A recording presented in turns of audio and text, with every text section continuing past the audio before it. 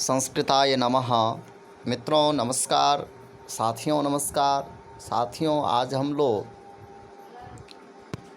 UP TGT के में जो पाठ्यक्रम में लगा हुआ है बाबूराम सक्सेना जी का संस्कृत व्याकरण प्रवेशिका, उनके ग्रंथों के संधि स्वर संधि इस टाइम चल रहा है हमारे लक्ष्य साधिकम संस्कृतम नामक यूट्यूब चैनल पर। तो उसी क्रम में मित्रों हम आज पहुंच चुके हैं यचो यवाब यावह तक। अगले वीडियो जो 7वां पार्ट था वहां तक प्रस्तुत कर चुका हूं। अब जो है मित्रों यह 8वां वीडियो में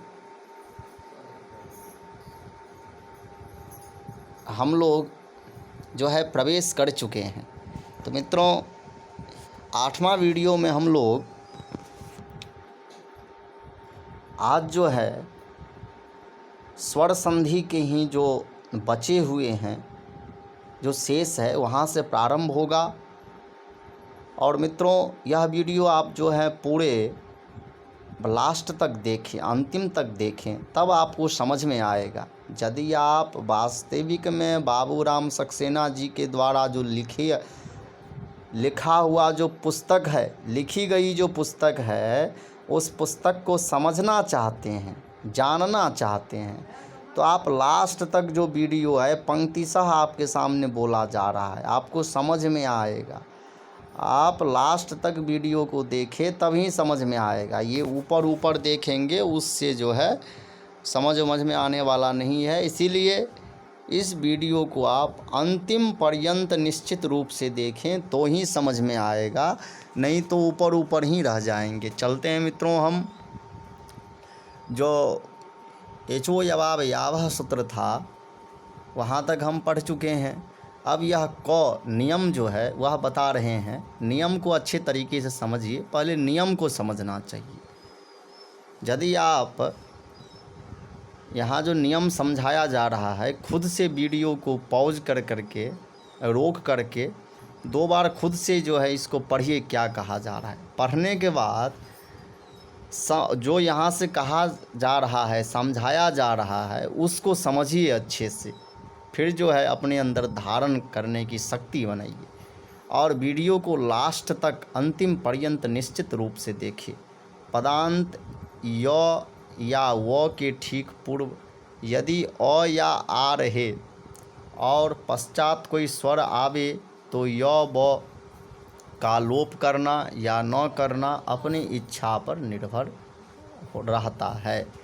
कह रहे हैं भैया, पदांत य या व के ठीक पूर्व यदि अ या आ रहे और पश्चात कोई स्वर आवे तो य व का लोप करना या न करना अपनी इच्छा पर निर्भर रहता है। पदांत यकार वकार के ठीक पूर्व यदि आकार या आ रहे और पश्चात कोई स्वर आवे तो य व का लोप करना या न करना आपके इच्छा पर निर्भर है। यह नियम कह रहे, समझ गए? कह रहे हैं यह नियम जो पदांत यकार वकार के ठीक पूर्व यदि आकार या आकार रहे और उसके पश्चात यदि कोई स्वर आवे तो यकार वकार का लोप करना वह आपके ऊपर निर्भर है। ऐसा कह रहे हैं, आपकी इच्छा पर के ऊपर निर्भर है। तो कह रहे हैं हरे प्लस ये ही। यहाँ पर क्या है? पदांत। यहाँ पर क्या प्रयोग बन जाएगा? हर ये ही, हर ये ही, ऐसा प्रयोग बन जाएगा। अब जो है यहाँ पर यह प्रयोग जो बना है हर ये ही, वो हरे प्लस ये ही रूप बना और हरे में जो एकार है उसको अय आदेश करके हर अय ए ही, तो क्या हो गया? पदांत में यकार हो गया और ठीक पूर्व में यदि अ या आ रहे और पश्चात कोई स्वर आवे तो यकार और बकार का लोप करना आपके इच्छा के ऊपर निर्भर है।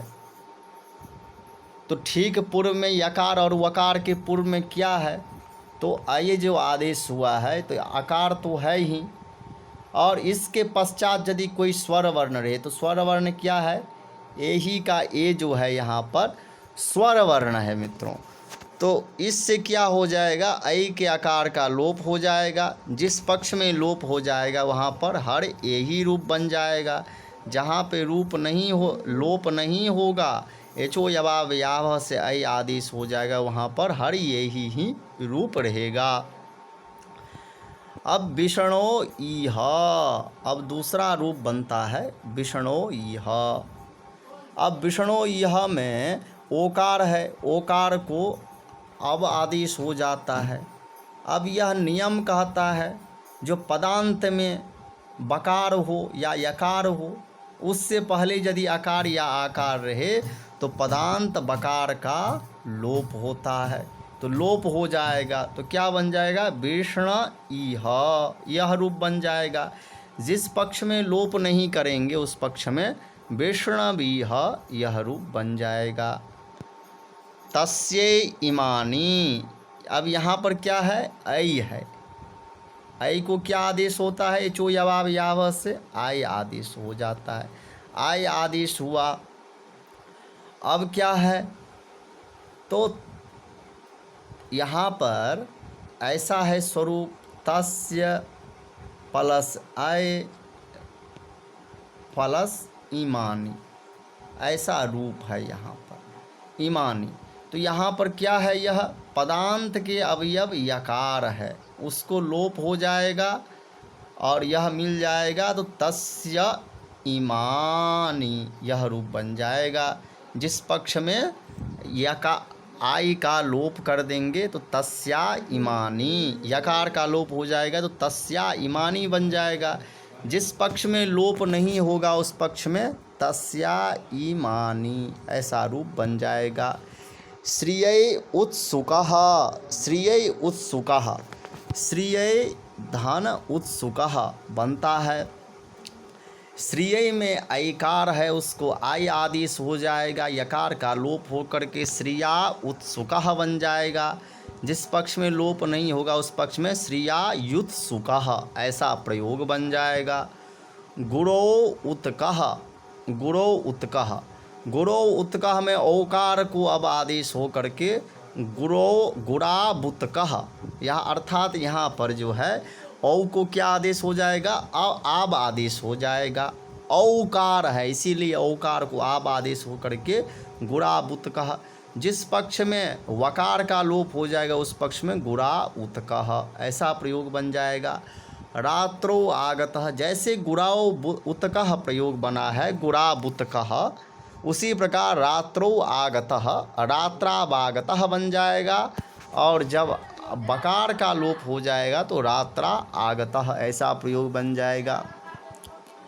ऋतौ अन्नम, अब जो है ऋतौ अन्नम, ऋतावन्नम का संधि विच्छेद है और ऋतौ अन्नम अर्थात औकार को आब आदेश हो करके ऋताब अन्नम, और इनका वर्ण सम्मेलन कर करके ऋतावन्नम प्रयोग बन जाएगा। और जब बकार का लोप कर देंगे तो ऋता अन्नम ऐसा प्रयोग सिद्ध होगा, ऋता अन्नम ऐसा प्रयोग सिद्ध हो जाएगा। अब हम चलते हैं मध्यस्थ व्यंजन अथवा विसर्ग के लोप हो जाने पर जब कोई दो स्वर समीप आ जाए तो उनकी आपस में संधि नहीं होती।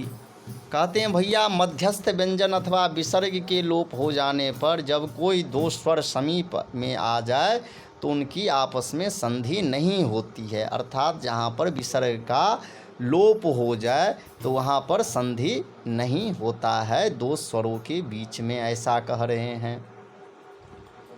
इसका सूत्र है पूर्वत्रा सिद्धमिति लोकशास्त्रस्य असिद्धत्वान् न स्वर संधि ही, इसके द्वारा यहाँ पर लोप नहीं होता है। अब हम चलते हैं आगे। आगे में कहा जा रहा है जब ओ या औ के बाद यकारादि प्रत्यय, ऐसा प्रत्यय जिसमें आरंभ में य हो, आबे तो औ और औ के स्थान में अब और आब हो जाते हैं। अर्थात यकार आदि प्रत्यय पर में रहे तो ओकार और औकार को क्रमशः अब और आब आदेश होता है। जैसे गव्यम, तो गव्यम का व्युत्पत्ति क्या है? गोर विकारो गव्यम, गोह विकारो गव्यम, अर्थात गो का जो विकार है उसे गव्यम कहते हैं। जैसे दूध, दही, मक्खन इत्यादि को गव्यम कहा जाता है। तो यहाँ पर क्या कहा गया? ओकार के बाद, ओकार या औकार के बाद यत प्रत्ययांत शब्द रहे तो क्या हो जाता है? वहाँ पर ओ को अब और औ को आब आदेश हो जाता है। तो ओ को अब आदेश हो करके गव्यम प्रयोग बन गया। यहाँ पर गो के ओकार को क्या आदेश हो गया? तो गो के ओकार को अब आदेश हो गया। अब आदेश हो करके गव्यम यह प्रयोग बन गया। और नावातार्यम, नौ से तैरना, तो नाव्यम प्रयोग बन जाता है। नाव्यम का संधि विच्छेद नौ प्लस यत। यहाँ पर जैसे एचो यवा यावह से औ को आब आदेश करते हैं, वैसे ही यहाँ पर बांतोई प्रत्यये सूत्र से जो है या वार्तिक है, इस वार्तिक के द्वारा बांतोई प्रत्यये से औकार को आब आदेश करके नाव्यम यह प्रयोग सिद्ध होता है। अब कहेंगे भैया यहाँ पर एचो यवा यावह से प्राप्त नहीं था क्या? तो नहीं था प्राप्त, इसीलिए ऐसा बनाया गया है। अब 11वां नंबर का जो नियम है वह आपके समक्ष प्रस्तुत करने जा रहा हूँ मित्रों। वीडियो को लास्ट तक, अंतिम तक देखिए, तब मज़ा आएगा, और बीच में चले जाने से कोई जो है मज़ा नहीं आएगा। इसलिए वीडियो को अंतिम पर्यंत अवश्य देखिए, निश्चित देखिए। पदांत एकार या ओकार के बाद यदि आकार आवे तो दोनों स्थान में क्रमशः एकार ओकार पूर्व रूप हो जाते हैं। और यह चिन्ह खंडाकार का चिन्ह आकार की पूर्व उपस्थिति की सूचना मात्र देने को रख दिया जाता है। यह है। अब जो है एंगह पदंताद धति एक सूत्र है, उससे जो है पूर्व रूप होता है, वह सूत्र का अर्थ लिख रहे हैं। पदांत एकार या ओकार के बाद यदि आकार आवे तो दोनों के स्थान में क्रमशः एकार तथा ओकार पूर्व रूप हो जाते हैं। और यह खंडाकार का जो चिन्ह है वह अ की पूर्व उपस्थिति की सूचना मात्र देने को रख दिया जाता है। तो हरे अब, हरे व का संधि विच्छेद कर रहे हैं। तो पदांत क्या है? यहाँ पर एकार है, हरे में एकार, यह क्या है? पदांत है। इसके पूर्व क्या कर रहे हैं? आकार आवे, तो आकार है ही, तो यहाँ पर क्या हो गया? पूर्व रूप हो गया। पूर्व रूप का मतलब पहले के समान, अर्थात अ जो है हरे में मिल जाएगा, वह एकार बन जाएगा। तो हरे ब खंडाकार यहाँ पे रख दिया गया है आकार को सूचित करने के लिए। हरे अब मतलब क्या होता है? रक्षा करना। और हरे, हे हरे हमें रक्षा कीजिए, हे हरि हमको रक्षा कीजिए, ऐसा कह रहे हैं। इसीलिए देखिए यहाँ पर हिंदी लिखते हैं, हे हरि रक्षा कीजिए। विष्णो अब, अर्थात विष्णु अब, विष्णु में क्या है? ओकार है। तो यह नियम क्या कहता है? जो पदांत एकार ओकार के बाद यदि अ आवे, तो पदांत ओकार के बाद अब है तो उसको क्या हो जाए? पूर्व रूप हो जाए, जो पहले वाले है यानी ओकार के समान आकार हो जाए। तो विष्णु ब ऐसा प्रयोग बन गया। और यहाँ पर खंडाकार का चिन्ह दे करके यहाँ पर आकार था, यह आपको समझा रहे हैं, चिन्ह के लिए है। हे विष्णु रक्षा कीजिए। विष्णुव का मतलब क्या हुआ? हे विष्णु भगवान हमको रक्षा कीजिए, रक्षा करें, ऐसा इनका अर्थ हो गया। अब हम चलते हैं आगे की ओर। तो अब कहते हैं जो परंतु गो शब्द के आगे यदि अ आए तो विकल्प से प्रकृति भाव भी हो जाता है। जैसे गो अग्रम, यहाँ पे पूर्व रूप भी होगा और प्रकृतिबद्ध भाव भी होगा। ऐसा एक नियम बना दिया गया है। जो गो शब्द के आगे यदि अ आए तो वहाँ पर विकल्प से प्रकृतिबद्ध भाव भी होगा और यह पूर्व रूप संधि भी होगा। इसीलिए गोग्रम रूप बना और गो अग्रम बना। गो अग्रम में जैसा था जैसा का तैसा ही रहा, उसमें कोई परिवर्तन नहीं हुआ, वैसा ही छोड़ दिया। प्रकृतिबद्ध भाव संधि का मतलब ही होता है प्रकृति मतलब जो उनका स्वभाव है वैसा का वैसा ही रहने देना, प्रकृति बद्ध भाव संधि होता है। गो अग्रम में जो है वह पूर्व रूप संधि हो जाता है। अब ख नंबर का जो नियम है उसमें कह रहे हैं यदि गो के बाद अकार आदि शब्द हो तो गो के ओ के लिए अब का आदेश विकल्प से हो जाता है। यदि गो के बाद अकार आदि शब्द हो तो गो के ओ के लिए अब आदेश विकल्प से होता है, तो गवाग्रम भी प्रयोग बन जाता है।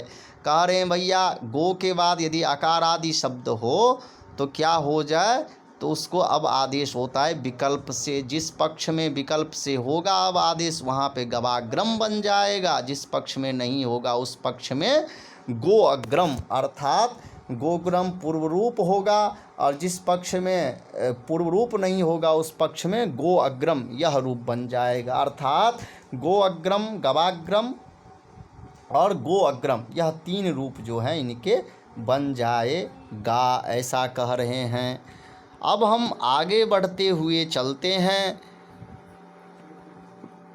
गौ नंबर का नियम में कहा जा रहा है गो प्लस इंद्रः गवेंद्रः, अर्थात यहाँ पर क्या हो रहा है, तो गो के ओकार को अब आदेश हो करके गवेंद्रः यह प्रयोग, यहाँ भी गो के ओ के लिए अब आदेश हुआ है, इसीलिए यहाँ पर गवेंद्रः यह प्रयोग बन गया।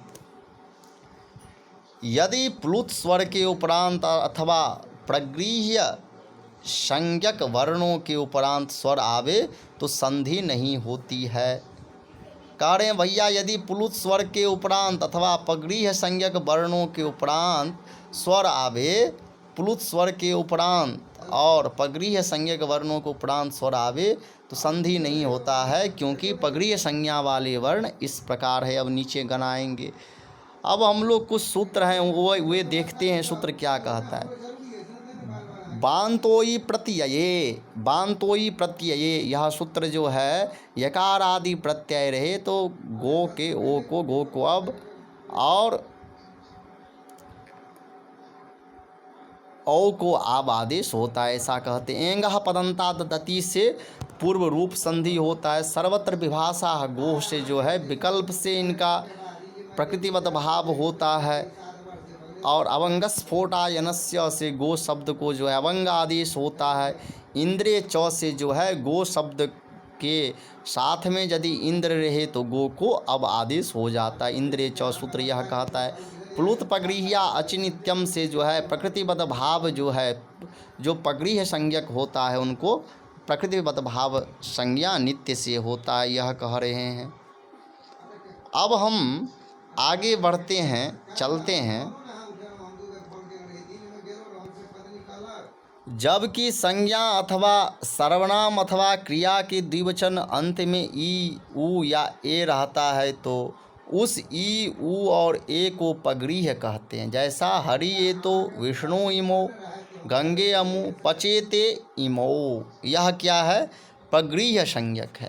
कह रहे हैं भैया जब संज्ञा अथवा सर्वनाम अथवा क्रिया के द्विवचन के अंत में ई उ ए रहते हैं तो उस ई उ और ए को क्या कहते हैं, हम पगृह्य संज्ञक कहते हैं।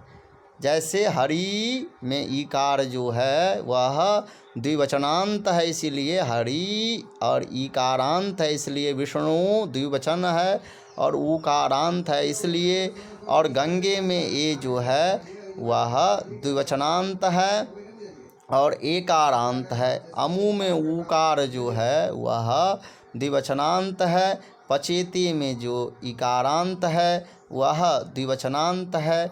इस प्रकार इसीलिए इसको पगृह्य संज्ञा होता है। जब अदस शब्द के मकार के बाद ईकार या ऊ आते हो तो पगृह्य होते हैं। अब कहते हैं भैया जब अदस शब्द के मकार के बाद ईकार या ऊकार आए तो वे पगृह्य संज्ञक होते हैं, अर्थात उनकी प्रगृह्य संज्ञा होती है। जैसे अमी ईसाह, यहाँ पर क्या है, अदस शब्द के बाद ईकारांत है तो इनका प्रगृह्य संज्ञा हो गया। अमू जो है वह अदस शब्द है, उसके मकारांत शब्द है, मकारांत के बाद जो है यहाँ पर ऊ का, इसलिए यहाँ पर पगृह्य संज्ञा हो गया है।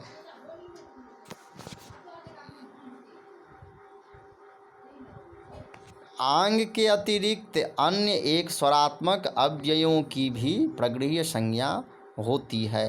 आंग से के जो आंग के भिन्न अतिरिक्त जो है एक स्वरात्मक अव्ययों की भी प्रगृह्य संज्ञा होती है। जो अव्यय हो एक स्वरात्मक उनकी भी प्रगृह्य संज्ञा होता है। जैसे ई इंद्रः, इनकी प्रगृह्य संज्ञा हो गई। उ उमेशः, इनकी प्रगृह्य संज्ञा हो गई। आ एवं नु मन्यसे, इनकी प्रगृह्य संज्ञा हो गई। जब अव्यय ओकारांत हो तो ओ की प्रगृह्य संज्ञा होता है। करें जब भैया अव्यय जो हो ओकारांत हो तो उनकी प्रगृह्य संज्ञा हो जाता है। जैसे अहो ईसाह, यहाँ पर अहो जो है वह ओकारांत है, अव्ययांत है, इसलिए इसकी प्रगृह्य संज्ञा हो गई।